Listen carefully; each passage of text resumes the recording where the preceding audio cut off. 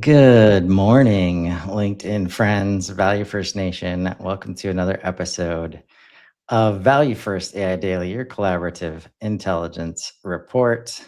It is Tuesday, February 10th, 2026. Uh, Happy Tuesday, fellas. Happy Tuesday.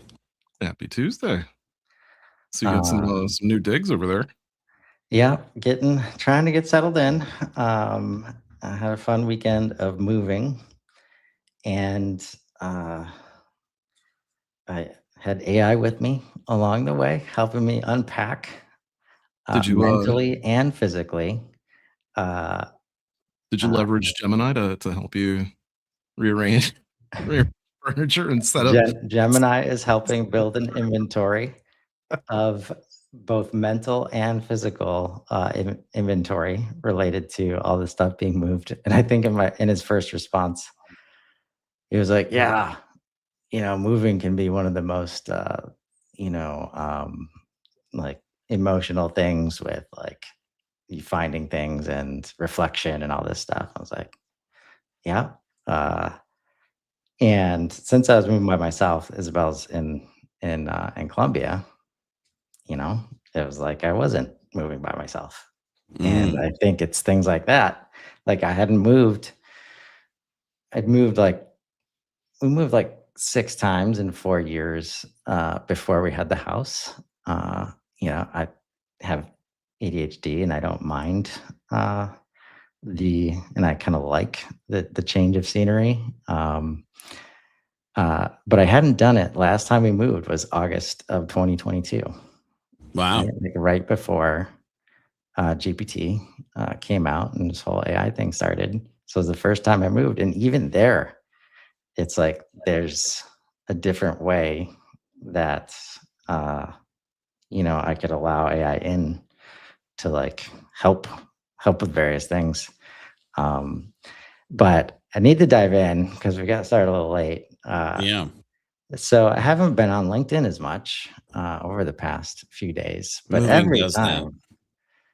every time that I have logged in, I have seen a post about why it's not a great idea to vibe code a CRM and all the reasons why HubSpot's going to be fine, software's going to be fine, like all of this in response to the SaaS apocalypse stuff from last week, and a message to the first regiment of the CRM army that is taking like you're missing the point of what's happening, and like I'm not, and many others are not vibe coding uh, CRMs. We're not vibe Right. coding project management systems. We're not vibe coding CMSs.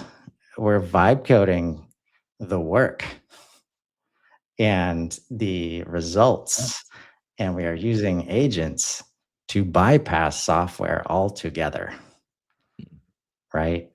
And like, so if that's where you're at in terms of the message, like, it's just, I get where it's coming from, but it's, it feels like a misplaced energy, I'll say. Because I don't think anybody wants to vibe code most any software system, like especially once you get access to the cloud code and the AI native stack. Like it's like, yeah, let me just ask this friendly AI agent to help me achieve this output, this outcome, this goal. Mhm. And then maybe it tells me to go get, a new software account. Uh, More and more likely that it does not. Um, so that's where my head's at today, fellas. Well, Uh, I'm, uh, Go yeah, ahead, Nico. Go ahead. I'm right there. And then and then a little one step further. Um, I think I think we're about to see the new era of the new era of like operating system. but what's odd is that it's not going to come from the like base softwares itself, right? So um, right now, what I'm seeing is this shift from what a power user used like. So it's kind of funny because it's like power user was just a paid user before, then it was like a max user, then it's like max pro user or something like that, right? And now what I'm finding is people who are just straight up like AP, like they just have regular monthly sub, but they're using the API. So like they're still burning like $150 to $200 a month, but it's just straight up API usage through like their own custom use of the model, right? Um, so I'm starting to see this like next layer to your point where the context is it's getting to such a point where like I don't think this is for everybody at all. I think I'm just talking about like where I'm seeing things going at this point is that yes, it is getting to that like verbal orchestration layer where you're able to just now verbally orchestrate what it is that you need to have happen. And you're putting like this context layer underneath, and that context layer where it used to be this data lake that you'd have to have, now it is just this underlying AI model that is connected to all of that stuff. And what I find super interesting, and I sent you guys a link to it this morning, I'm definitely going to be checking it out today. Google just launched their CLI. Yeah, my ears and eyes perked up when I saw that come through. I wanna watch that later as well. Yeah, because Claude what is it like cowork. Um, the Gemini CLI is natively that way. So like how OpenClaw works, that's Gemini CLI. Well, Like careful, because there's technically, a right? lot Like of it baggage can, that comes with OpenClaw. well, that's the thing. It's like if you took Gemini CLI and connect that to any vision model, or you just connect it to computer use, now you have OpenClaw, right? without all the security risks. Yes. I'm just saying, Yeah. watch the baggage. Yeah. when No, we I mean, use yeah, that term. definitely. I mean, there's a newer version of OpenClaw, by the way, that negates those risks. The biggest issue is that the initial version of it was trying to be like Moltbot as well, and just like really open source, which then created this like skill network, and the skill network was flooded with skills that had like horrendous malware in them. So yeah, be very careful with this kind of stuff. But yeah, I see that being the case where it's like instead of having to have the like where we were building the connectors, I was wondering where we're going to be in 6 months, and now where I see us in 6 months is you just have your own personal agent, and your personal agent goes around and collects the context for you. You don't have to do any of the connectors. The personal agent is your digital replica who just goes and says like, oh, okay, I'll do this, I just need a key for this. It's just like when we're building out apps. Like when we're building out apps, it's the same process. We're telling it, hey, here's the PRD, have at it, like do what you need to. It goes at it, and then eventually it'll come back and be like, hey, okay, so do you have an API key for this, or do we have to set that up, or as well, right? um and I see that being the case where, at least I hope that's the case when I start messing around with Gemini. I don't expect to fire it up and like it have full context on my PC right away. But the fact that it can on its own go look through the files, and like I'm not going like I'm expecting that I won't have to direct it to go look for stuff, that it will just go look for it by reference, that's what Aries does now. So if I tell Aries to go do something, go grab something from a folder, I don't even have to say what the folder name is. It has now built up the context that like, oh, he's talking about programming, that's in his programming folder, I'm going to go there and go open it.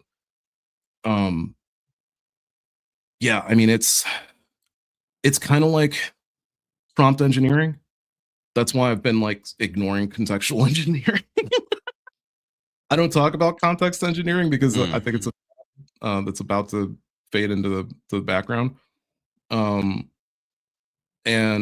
it's not like it's not important, and it's not like it's not important to give your model context on what you're doing. I just think that very, very soon, having to do that is not going to be a thing anymore. Well, I don't know if I agree with either of you, by the way, this morning. Go. One, context is definitely getting a lot easier. But just because it's getting a lot easier doesn't mean that the mindset of it gets less important. Right. So, like, is it going to be easier to put context in, or is context going to be just automagical? Yes. But the way that you command, question, mend, bold, mold, whatever word you want to use there, as a user, as a human, to the thing that you're doing to grab the right context from now, all the context is still going to be an important thing. Chris, I want to get back to you for a second because do I want to code HubSpot CRM? No, nobody got time for that. Like, there's no way. It's too massive. Do I want to be able to create things that once we're not able to be created? And do I want to create things on top of other things? Let me explain. You mentioned CRMs. Let's mention CMSs. There's an entire project I've been working on that is on a completely different CMS, sanity.io, because of the amount that I can layer on top of it easily with my AI assistant that I can't do currently in HubSpot CMS. Impossible. Okay. There are things that I can create and do that, for instance, over the weekend, I wanted to put some courses together based on all the context I have of 4 cornerstones and 10 pillars for the superhuman framework for faith-driven leaders. There's a lot of context. There's literally 6 chapters of a book that are sitting there as well, context. And to create the courses historically for those things would take massive amounts of time. And immediately we would go to a conversation of like Thinkific or some course platform. Now, will I recreate a course platform with AI? Abso-freaking-lutely. My AI assistant put together 21 courses with lessons and modules. And then what's crazy, it was like, hey, until I get the chance to record these videos, can we just give them very conversational audio using my 11 Labs integration for these so that we can launch these to the world and the world don't have to wait on me, but they can have the text and the audio and I can come later and put the video in place. And my AI assistant was like, yes. So did I create a brand new platform to add value to the world? Yes.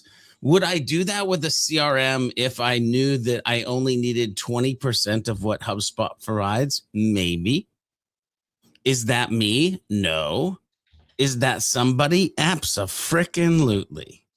So like we got to be careful because there's like the world that we live in and the positions that we have around these softwares and how much they're tied to our life. I've been in the HubSpot ecosystem for 14 years. I'm not going nowhere. I'm going to continue to teach the last human that decides that they still want to use HubSpot. But that's not everybody. And that's not every CRM or SaaS or platform or thing. Like,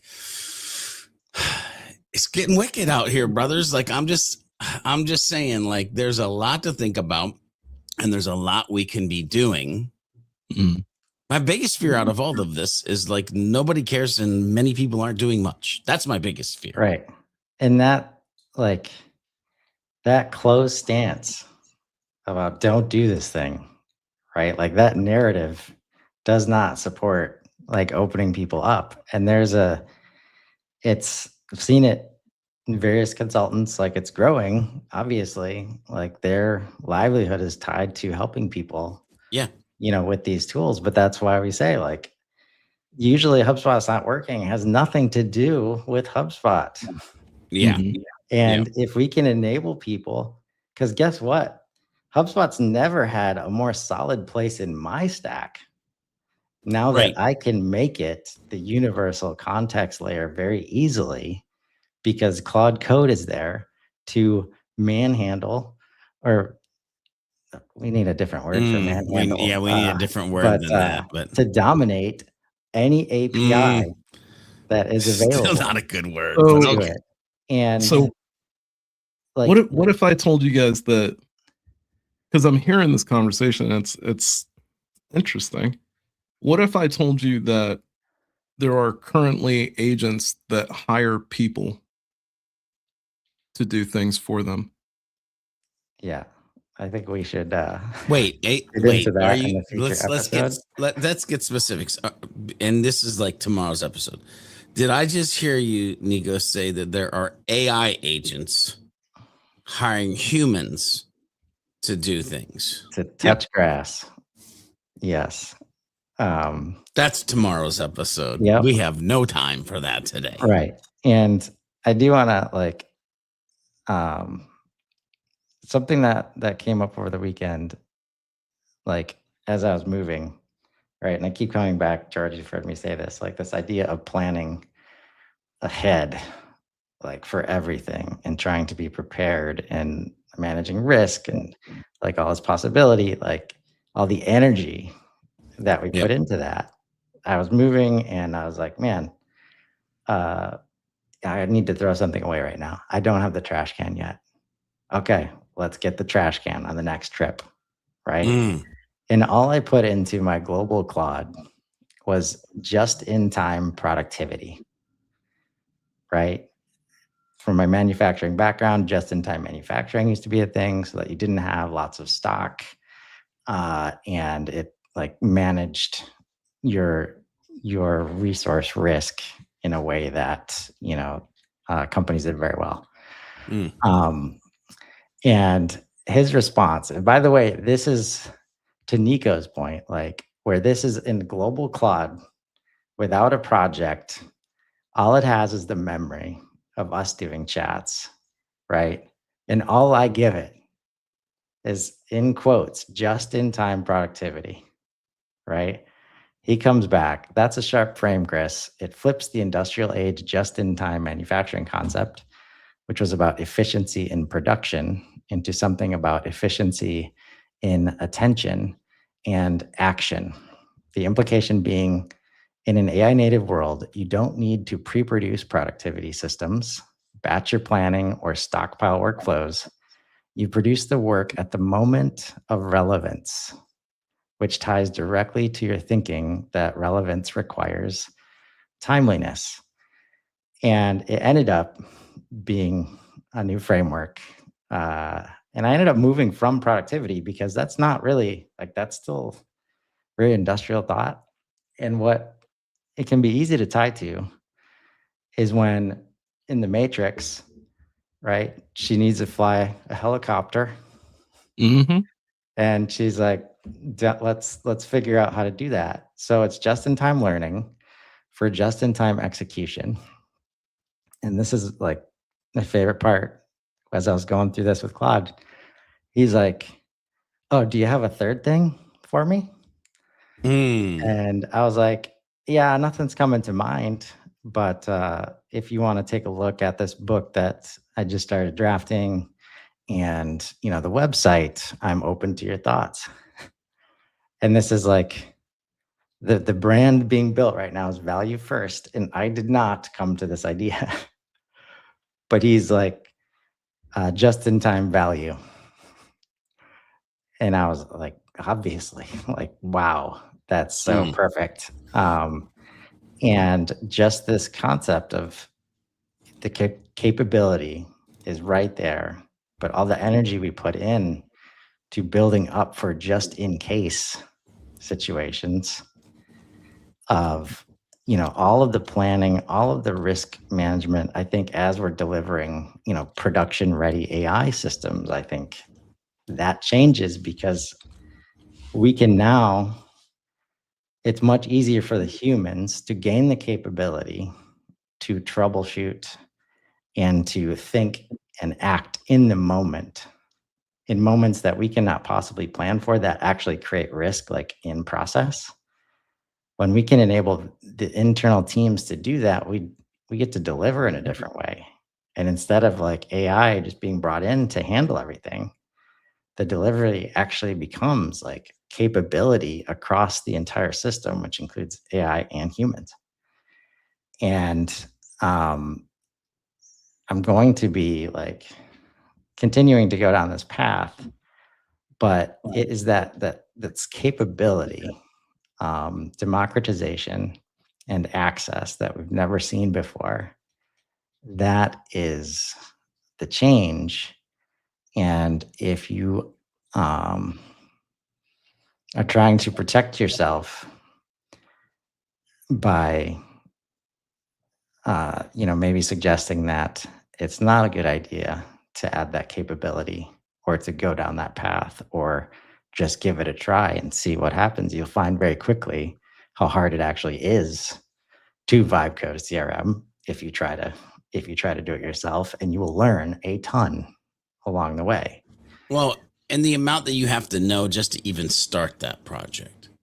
Right. Like, do I feel like after 14 years of being in HubSpot, I could get close to, not HubSpot, but close to a viable solution? Maybe. Like, Well, but it'd the be mere easier. mortal human is not going to be like, hi, Claude, create a CRM. Beep, bop, boop, wee. No, Right. that's not happening. Yeah. Like let's build a customer relationship management. Anything with management like in it, that's not the ask, folks. It's like, how can we do this stuff? How can we keep track of this data that I need the next time I need it?